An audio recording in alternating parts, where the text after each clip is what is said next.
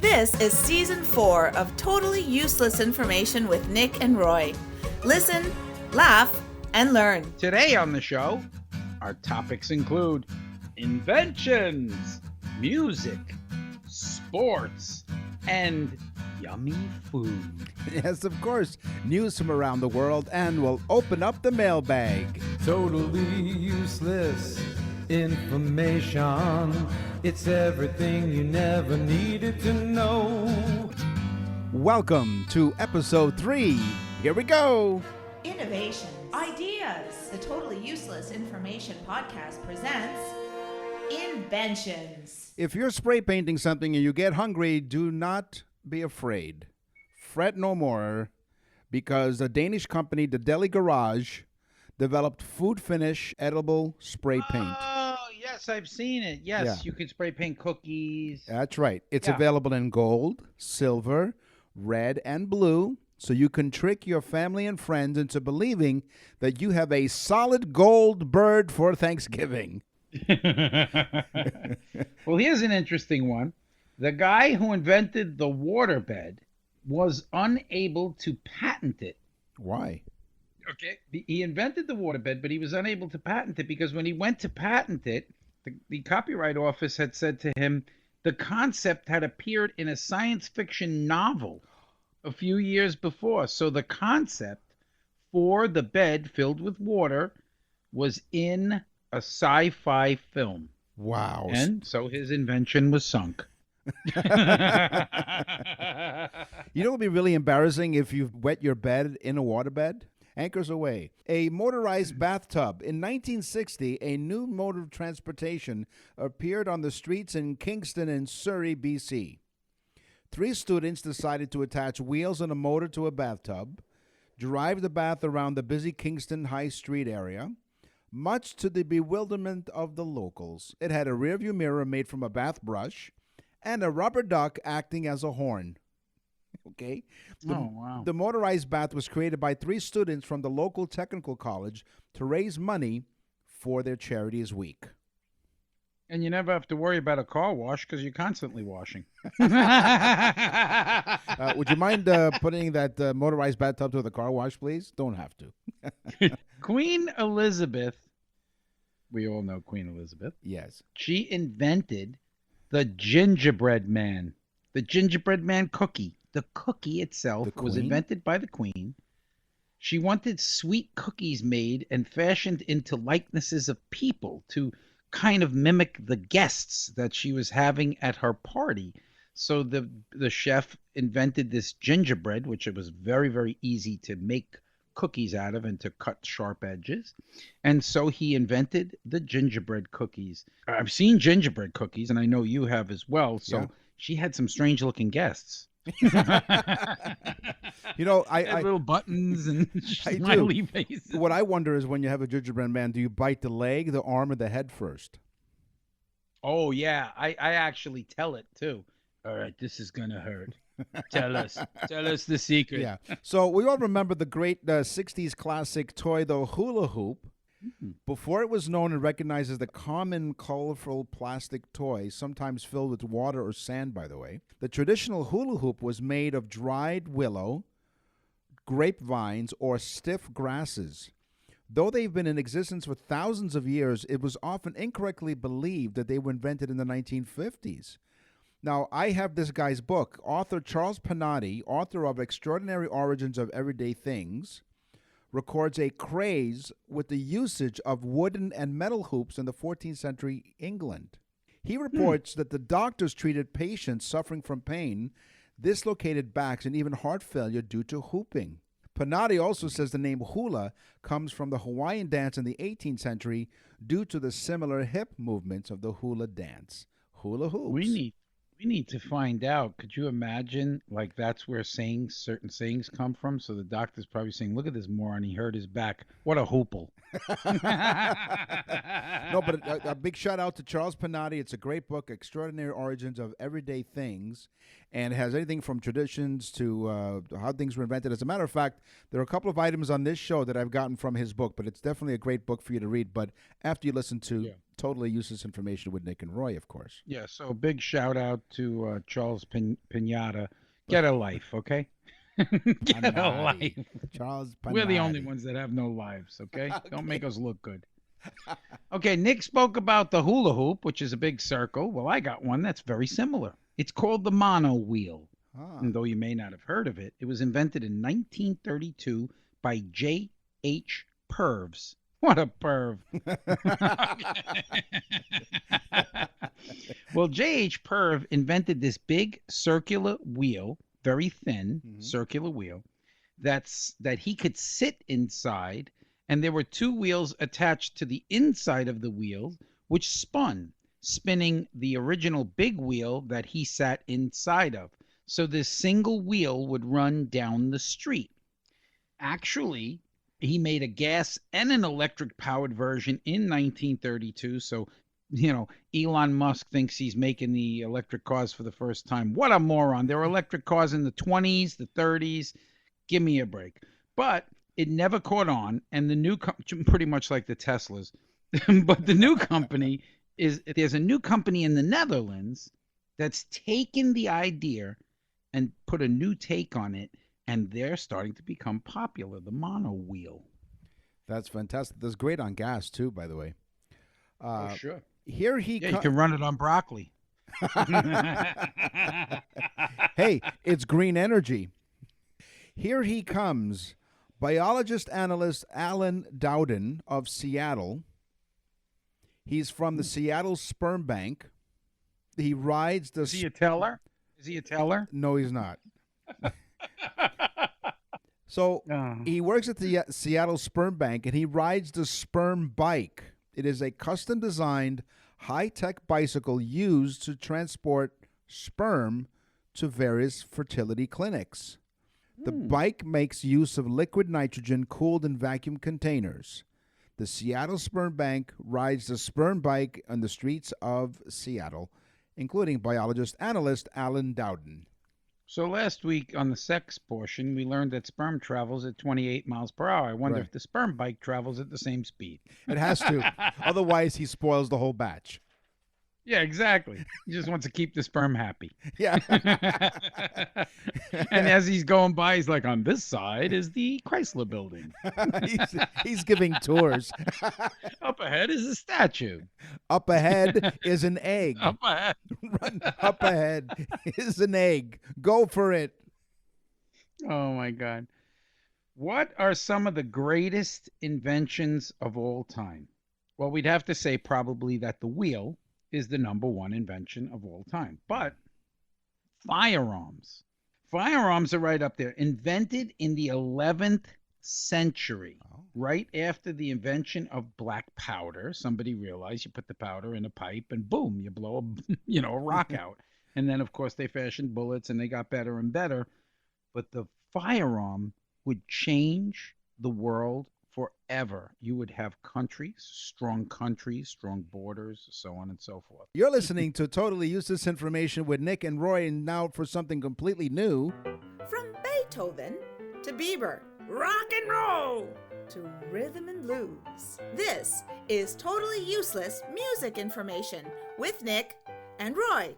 Yes, as we tickle the ivories here, a brand new topic. It's music. We're a couple of episodes in now, and this is courtesy of a listener. She went to nickandroy.com and sent us a suggestion, and so here we are talking useless music information, right? Okay, yeah, we always do what our listeners tell us to do because we're mindless idiots. Okay, the famous guitar player Jeff Beck was talking to another great guitar player, Jimmy Page. Jimmy Page had just left the band that he was in, and Jeff asked if Jimmy was going with his new band to play at Woodstock, because they were all talking about Woodstock being a big concert. Well, Jimmy said, no, it's too soon. We don't even have a name. So they were speaking, and Jeff asked what type of music they played, and Jimmy said, we play like kind of blues rock. And Jeff Beck said, wow, that'll go over like a Led Zeppelin. There you go. And so Jimmy ran back to the band and said, guys, I got the name, Led Zeppelin. And the rest is music history. There you go on totally useless information with Nick and Roy. See, it's not so useless after all. Well, Pink Floyd performed under various monikers in their early years, including T-Set, Sigma 6, the Screaming Abdabs, and Leonard's Lodgers, named after their landlord, Mike Leonard. Okay? Leonard's Lodgers was one of the monikers that Pink Floyd used in their early years of their performances. They're great. Yeah. Pink Floyd's the best. Oh, yeah. I mean, you could sit there and just listen to their albums. The Wall, especially, is one of my favorites. The longest marathon of karaoke. Oh, no. Okay, this one I love. It lasted 5 days. Okay, actually, it was 101 hours, 59 minutes, 15 seconds by Leonardo Polverini in Italy on September 23rd of 2011. Mamma mia. When asked, he said, I sing the song, I sing out loud. or from the movie Groundhog Day, I got you, babe. Could you imagine 101 hours? I mean, I sing. I don't think I could even sing for 101 hours without completely losing my voice. No, and after, of course, while the people were listening to the karaoke performer, the drinking rates went high in that country. People were drinking more and more. And 15 seconds in, if he stayed for another couple of seconds, he would have had an even 102 hours. Like, what? Yeah. How useless is he? My goodness, Leonardo, please. So during the music segment, if you notice, we're not playing any music because we like to abide by the laws. You know, there's some people who play a snippet of music and say, I'm just going to play a few seconds and not give the proper royalties or the rights to whoever wrote and performed the song. So we're not going to play any music in this section, but we're going to give you some useless facts that you're going to walk away going, I have to listen to this. We also want to say that we go by the rules. We play by the rules. If you go back and listen to the introduction to Eddie Floyd's Knock on Wood, okay, it's a classic, is the same as the intro to In the Midnight Hour. The chord progression is played backwards. Both songs were co-written by guitarist Steve Cropper. Economical work, Mr. Cropper, because he took the same intro and he just changed the chord progression, playing it backwards. So the two songs are Eddie Floyd's Knock on Wood and In the Midnight Hour. Yeah. Yeah. Okay, yeah. There you go. You better knock. Knock, knock, knock. Mozart, famous for amazing, complex symphonies, wrote a musical, get ready, called Ein Musiker Scher und Spaß, because it was from Deutschland und Liechtenstein. But again, it was called Ein Musiker Scher Spaß. Right. Or, in Italian, Divertimento, which is, it's translated as a musical joke. Okay? And it was believed that he wrote it as an insult or a joke to people's taste in music. He probably was being wise and said, I'm going to make this completely ridiculous junk and see if these people listen to it. And they did. No one really knows for sure if that's what he did, but I mean, it's pretty horrible. This guy messed with the audience, you know? And he was a genius in doing so. So we all know Elvis Presley lived at Graceland. Mm-hmm. All right. Where did the name Graceland come from? His mom? No, it was named after the original owner, S.E. Tooff's daughter, Grace. Wow. He owned the house, and his daughter's name was Grace. It is the second most visited private residence in the United States, outside of the White House, of course. But Graceland was named after the original owner's daughter, named Grace. Amazing. The largest, this is one, folks, that people are going to say, you know, you've heard of concerts like in Central Park. I think there was like 1 million people at the Simon and Garfunkel Central Park. Yeah. You know, they've had concerts of 1 million people, which is just amazing. Okay, but the largest free concert ever was in Rio de Janeiro, New Year's Eve, 1993, on Copa Beach. Get ready. How many people do you think? All right, so I'm looking at the studio audience. There are 5 people in the audience because of social distancing. 3 million. Okay. 4.2 million people watched as Rod Stewart performed. Rod Stewart had 4.2 million people in Rio de Janeiro on New Year's Eve 1993 on Copa Beach. Said a person at the very back, okay, he said, Rio? What are you talking about? I'm standing in Colombia. Here's the ironic thing. So the very person at the very back, when the clock struck midnight, he had nobody to kiss. So the most popular, the best-selling musical instrument in the world, okay? And if you're listening to the show, as you always do, as we suggested, have a pen and paper handy, crayon, eyeliner, pencil, whatever, write it down. The world's best-selling musical instrument are harmonicas. Originated in the early 1800s in Europe, they gained popularity in the 1920s in the United States and are used in blues recordings, as we are familiar with that sound, the blues recordings. By 1986, the harmonica maker Hohner produced 1 billion harmonicas. Wow. I would think because people buy them for kids as well because they're so inexpensive and they're a fun thing. That, again, it's a musical instrument that you could probably buy for, $3 or $4, maybe $10, even a good one. I have a good harmonica and it's probably like $60, $50. So, wow. Yeah. Cool. Yeah. And they have your DNA all over it. It's worth a lot more on eBay. You're listening. Yeah. Well, it blows. You know what? You can actually suck and blow at the same time. You're listening to Totally Useless Information with Nick and Roy. Sports. Play ball. Wow. The old sports-a-rooney. Oh, yes. Balls galore. Balls and strikes. And we're not even playing baseball. Oh, yeah. The old round ball. This is a story filled with hot air. The first female parachutist, because parachuting is a sport. I did not know that. Okay. Parachuting is considered a sport. Uh-huh. And also risking your life. The first woman to jump was in 1799. Now you say, how did she jump in 1799? There were no airplanes. That's well, right. there were no airplanes. She jumped from a hot air balloon. A French woman named Jean Genevieve Garnina. Okay, so that's French. Genevieve, I like that. Yeah. That's pretty cool. It is. I you know how I feel about the French, but Genevieve. Yes. But you have to say Genevieve. It's Genevieve. Yes. I like that. Okay, she jumped from a hot air balloon. Okay, when she reached the bottom, her husband was surprised because he said, "I didn't know she had one of those on her back."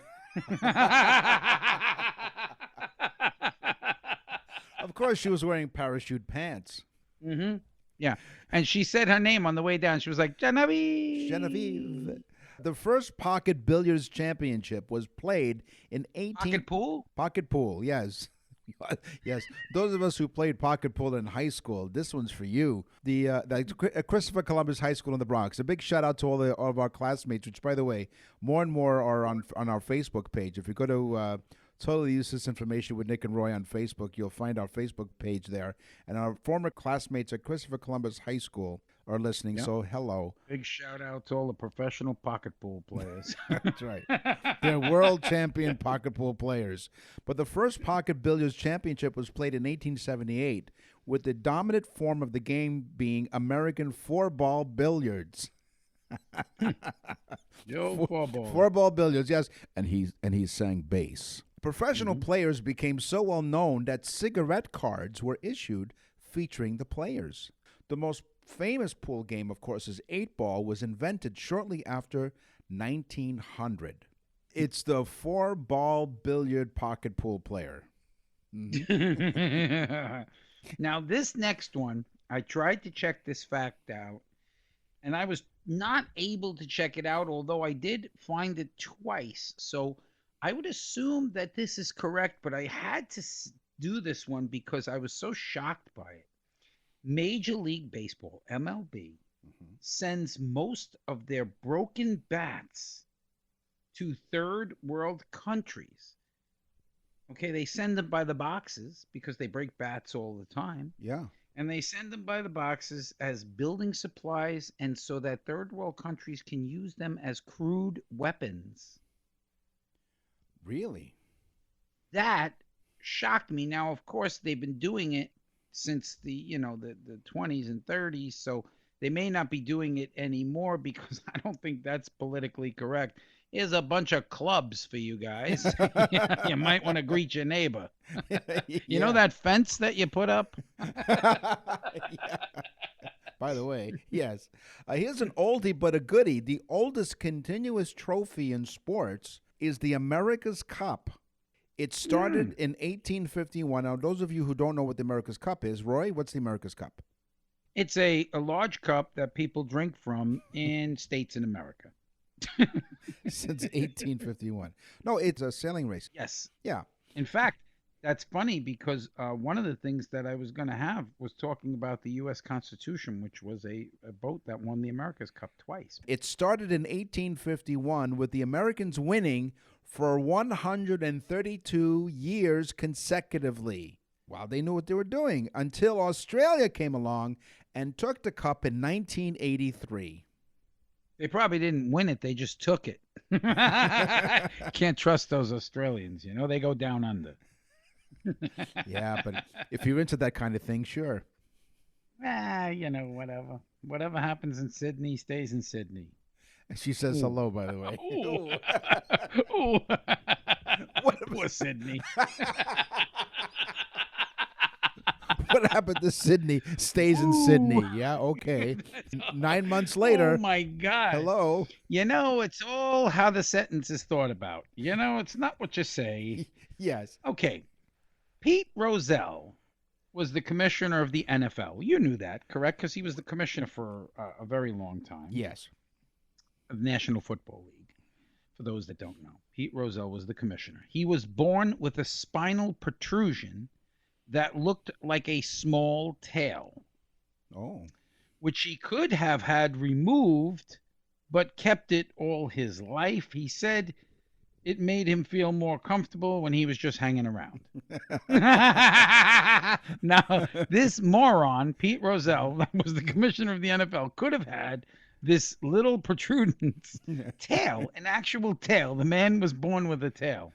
Wow. So imagine how embarrassing the first coin flip at a football game was. Heads or tails? Roselle's like, what? So speaking of the NFL, where did the San Diego Chargers name come from?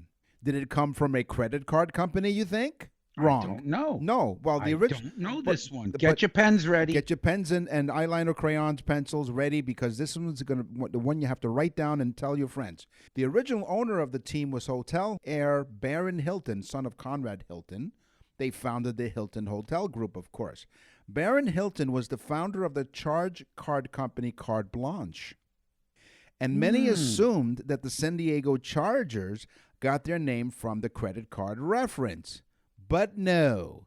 He debunked that rumor in an interview with the LA Times in which he noted that a contest was held to pick the name of a team, which often happens in any sport in any city that has a new team. He said the name came from a ubiquitous trumpet call followed by a collective charge. At a game, da-da-da-da-da-da, charge, often uttered by fans. Chargers. That's right. Which, I tell you, though, it's confusing because their symbol, it looks like a bolt of lightning, right? Well, as a matter of fact, from this came the name Chargers, and the rest, of course, is history. And that lightning bolt on the helmets originated from Hilton's passion for flying. Wow. There you go. So the San Diego Chargers, who were not named after the credit card company, declined. He's just a narcissistic bastard. And Pete Rozelle was like, hey, take a look at this. I can wiggle it. Yes, will be cash for charge. Charge this. Yes. How do you like it, Sydney? Oh, poor Sydney. In 1948, during a 2-week hamster. Okay, now this one, folks, you definitely are going to want to hear because this is just to give you an idea of how screwed up things were. In 1948, during a 2-week hamstring injury, the Dodgers replaced Jackie Robinson in the lineup with a man named Herschel Morowitz. But to make matters worse, they put him in blackface No. so that nobody would notice that Jackie was missing. Oh, that's horrible. Other than the fact that probably Herschel never hit a home run or a base hit for that matter, he probably said, "What's going on? Where's my schmear? I want the corned beef because it's very lean. It's lean. Yeah. Where's Jackie? What's this black stuff on my face? Oh. What are you doing to me?" That's Can horrible. you imagine? That's disgusting. In 1940, that is horrible. Yeah. It's horrible. So, I think you're a fan of boxing, aren't you? You love a good fight? Yes, I'm a big fan of boxing. All right. In fact, I'm such a fan of boxing, I'll punch you in the face. Oh, there you go. 1,500 miles apart, and yet I felt that one. Those of you who aren't boxing fans, you still might be interested because they call it a boxing ring. And you're thinking, wait a minute. It's a boxing square. It's not a ring, it's a square. Why do they call it a boxing ring? Because it used to be round. Instead of its present form, the spectators used to stand in a circle around the fighters when the sport first became popular. So that's why they called it a boxing ring, and they kept the name even though it's actually a rectangular boxing ring. Wow. Well, all boxing rings, a lot of them are different sizes. Depends on what the ruling is and where they're like, is it WBO or WBC? And the fighters themselves can opt for a larger ring. A good boxer loves a bigger ring because he can move around, where a puncher wants the smaller ring so he can corner you, which is pretty cool. And Nick asked me, are you a boxing fan? And because I'm from New York, people ask me all the time about football. They're like, are you a Giant fan? And I say, no, I'm a big air conditioner. That's why he's cool, really cool. How'd you like that one, Sydney? Yeah, you're listening to Totally Useless Information with Nick and Roy. And now for something completely useless. The Eisenhower interstate system requires that 1 mile in every 5 must be straight road. These straight sections were usable as airstrips in times of war or other emergencies. So the Eisenhower interstate system, and if you've driven in the United States, it's the Eisenhower interstate system, which requires that 1 mile in every 5 must be straight. And again, the straight sections were usable as airstrips in times of war or other emergencies. And then some schmuck put wires up just to mess with the airplane. Let's see you dip in between these. Now, I found out that the way the interstate system numbering system works, the odd numbers are roads that travel north-south, and the even numbers travel east-west. Well, and down in Florida, we normally do mile markers. So our exits normally are the mile marker that you're at. There you have it. From starting from the tip of Florida to the end of Florida. And if you're from New York and you've ever driven on roads in New York and you've driven on anything that Robert Moses did, like the Hutchison River Parkway or the Taconic State Parkway, they are the most beautiful roads ever made because Robert Moses didn't want to interrupt the beauty of, let's say, a mountain, so he put the road around it. But in doing so, he created death traps. If you've ever driven on those roads in the wintertime, it is horrifying. So you mean are you telling me that Robert Moses split the Hutchinson River? Robert Moses. Robert Moses. Robert Moses was a lunatic, to be honest. I mean, there's some dangerous places, but anyway. There you go. Now we've given you some more useless information you can shake a stick at. But if you'd like to send us an email, like many of you have, and thank you, simply visit our website, nickandroy.com. What's in the mailbag? What's in the mail? Okay, what's in the mail? Okay, Sydney from Australia. No, no, no. She's down under. Ooh, Harvey from London, England. I love this, man. We are getting emails from all over the place, guys. Thank you so much. www.nickandroy.com. Just go to nickandroy.com and send us an email. You'll get on the show. We go through the emails. Be funny. We'll put you on the show. And ask us some cool questions. We'll put you on the show. I mean, really, honestly, and we do read them, which is Nick reads them. And then he says, check this one out. Here, read this. Well, Harvey from London, England writes, you blokes, right there got us. Yeah. You blokes make me laugh so much. Okay. All right. And then he says, thanks. Are you going to do more interview shows? Because I binged listened. He listened to all 67 shows that we have now. Something like that, yeah. And he loved a couple of our shows where we had interviews on, where we had brought people on. And yes, Harvey, thank you. And we are going to be having, and not just because you asked, but this is to let you know, we have a whole bunch of guests lined up and real different stuff too. Scientists, people in the food industry, nutritionists, a watchmaker. We have a guy that rides around the United States in a van. This guy's Scott from Go Small, Live Large. Shout out to Scott. There you go. And we're going to have him on. I mean, it's just, we're going to have some really funny shows. So thank you, Harvey, for the email. That's right. And we made it really simple for you because, you're really busy doing other things. So all you have to do is visit www.nickandroy.com and send us an email. What's in the mail? Here's a topic we haven't done in a long, long time. My stomach is grumbling. Your weekly sweet and savory facts of totally useless information with Nick and Roy. Come and get it! That jingle is, that intro is one of our first original ones since we started from episode 1, I think. That goes way After back. you made that, I began to lose weight. Well, here's a food that only has 3 ingredients. You read those food labels, and most of the time you can't pronounce half of the stuff, any of the ingredients, right? You're reading, go, what the heck is this? But what if I told you that one food item contains only 3 ingredients? They are corn oil, and salt. That's it. The food, Fritos. Whoa. 3 ingredients: corn oil, and salt. That's it. Nothing else. No spices? Nope. Corn oil, and salt. That's amazing. I like Fritos. Corn oil, and salt. That's it. I like dipping them in an onion dip made with sour cream, riboflavin, monosoto maca maca. We should do that. I think we should, in an upcoming food episode. Folks, you're in on something really brilliant here, because even though we have planned a show, but we can also think out loud, and I have an idea for maybe what we can do in the food section in the future episode. Folks, I hope you're enjoying this show, because if Nick gets his way and we start reading labels, the show's over.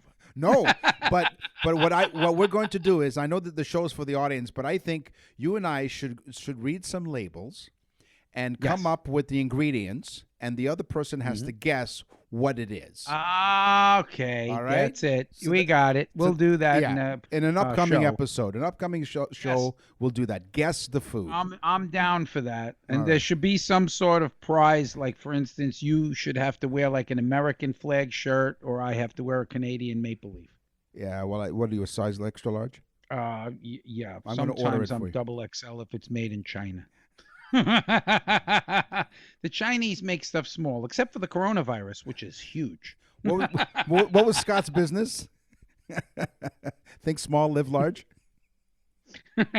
Scott's website, you said? Yes. Go small, live large. Okay. Yeah. He's a cool guy, man. I met him. He's going to be on the show. We're going to have a lot of fun with him. All right, cool. Okay, the number one source of antioxidants in the American diet, the number one source, is coffee.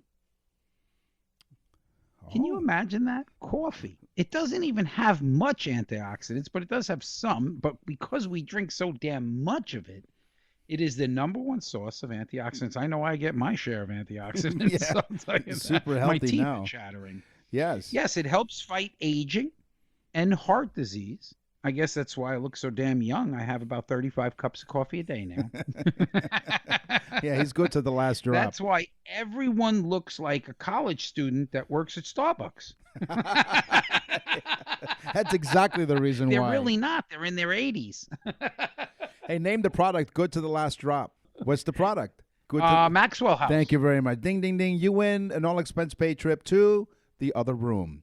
Okay, Yes. sink or swim. Different fruits and vegetables will float or sink depending on their density. In general, apples, bananas, lemons, oranges, pears, and zucchini will float, while avocados, potatoes, mangoes will sink. Others, like turnips and sweet potatoes, sometimes sink and sometimes they float. Depends on how they feel. I wonder, we should have a test to see if you eat them, if the aftermath floats or sinks. In the food segment. How disgusting is that? It was. Listen, according to Dr. Oz, if it floats, it's a good thing. But anyway, go on. You were saying. Nobody said we're classy. In China, home of the corona, bird's nest soup. Bird's nest soup is a delicacy. Ah. It's very, very expensive. Have you ever heard of it? Bird's nest soup? No. I've actually heard of this. Okay. It's considered an aphrodisiac. It's supposed to promote a healthy life. You're supposed to live longer if you eat bird's nest soup. It's like $500 for a bowl. It's crazy.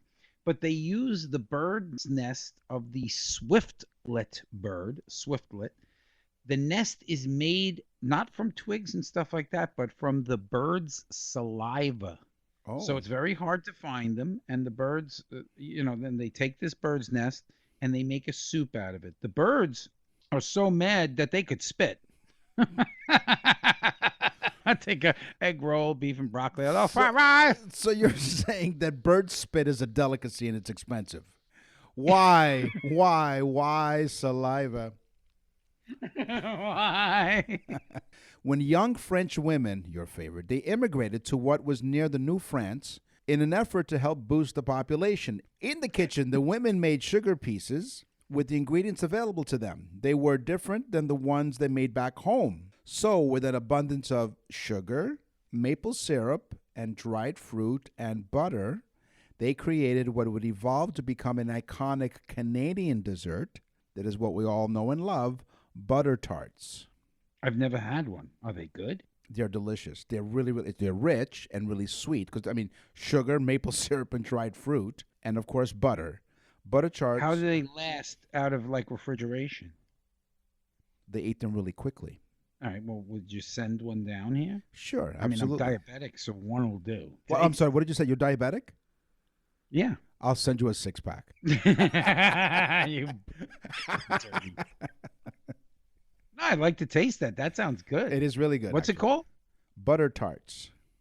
Butter tarts. Mm-hmm. Okay. All right. Well, that does really sound good. Chewing on roasted coffee beans can cure bad breath. Not to mention give you the antioxidant.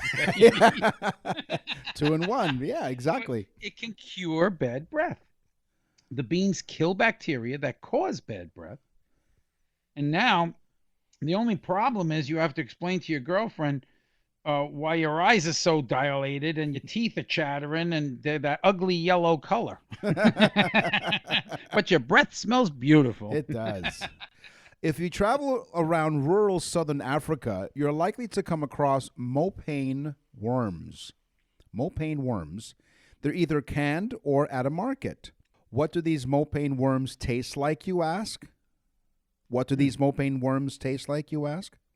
Nick, what do those worms taste like? Some describe the taste as burnt steak, crunchy and salty, and of course, butter and peanuts. The mopane worm. Wow. So don't even bother sending that. Just send the worm down and I'll have a steak meal. And It's burnt Got the steak, old- burnt steak, crunchy and salty, and butter and peanuts. Snake. Burnt snake. Burnt Oh, snake. that sounds right. Absolutely. Did you hear that, Sydney? Burnt snake. You're listening to Totally Useless Information with Nick and I Roy. have one more, Nick. I know you do. I was reminding the people what they're listening to. I think they know. Yeah. I think they know where they are. These people are smart, Nick. Yeah, They're and they also smarter than we give them credit for.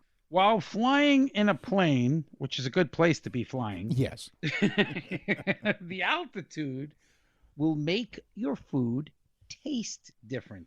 Oh. Now, don't you always say the food in planes sucks? Yeah. It's terrible. Well, guess what? The altitude changes your body chemistry to the breakdown of food tastes. Okay, said a spokesman from American Airlines. Well, I think it's because their food just sucks myself, but the spokesman from American Airlines is making some bullcrap story. Well, you see, at the altitude of 30,000 feet, you can't taste, everything tastes like cardboard, which is why the steaks are cut out of cardboard. And they taste burnt. Burnt steaks. Yeah, like worms. Like worms. I read somewhere once, and this is, useless information that bounces around in our heads, that American Airlines saved thousands upon thousands of dollars by eliminating one olive out of each of their salads. What? Yes. They saved thousands and thousands of dollars by eliminating one olive. So They're crooked, I tell you. They are crooked. No, they're not. American Airlines, they're a future sponsor one day. But anyway. Don't start me on American Airlines.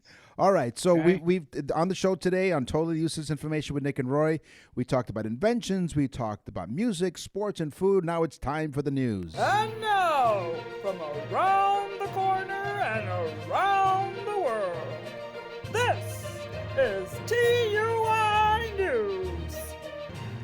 In 2019, 33-year-old Betsy Ross, no, not that Betsy Ross, but she was at a park in California with her family when they found a duck's nest. All of the eggs, sadly, were smashed except one, which Ross's children begged her to save. She popped it into her sports bra to keep it safe. After some research, she decided her best option, or her breast option, was to leave the egg pressed against her body. Boy, would you want to be an egg right now. She nestled it for more than 30 days, placing baggies of warm water under her chest to raise the incubation temperature, among other things. Eventually, the duck began to peep, and after difficult hatching, it survived. The bird bonded with Ross, so she fashioned a carrier for it out of a headband. What did they name the duckling? Chester. Ah, Chester. His last name, Chester Nipples. No, now, where does this woman live? In Visalia, California, actually. Visalia, California. So we need to go to Visalia, and lay in her front lawn. Yes. Maybe she'll just put us In her sports bra. Yes. in a sports bra for a while, carry us around in a sports bra. This woman's got a pretty big sports bra if there's ducks hanging around in there and stuff like that. Yeah. There's a gaggle of geese and ducks and everything else. Yeah. Well, we want to thank you for joining us week after week. We will scour the internet and You can gather. thank them. I'm not thanking them. They should be thanking us, Nick. We're giving them good stuff here. Yes, and thank you for joining us and learning stuff. Terrible. We will, at least I will scour the internet. He will too. We scour the internet every week and gather more useless information for you guys next time. So thank you. Yes. So in the meantime, we want to say bye to Sydney. Visit our website for our full library of episodes. They're all on there. Just go to www.nickandroy.com. Nickandroy.com. It's that simple. You can listen to all of our episodes, and some of them are so funny. Also, tell a friend about the trend. I'm Nick. And I'm Roy. Thanks for listening.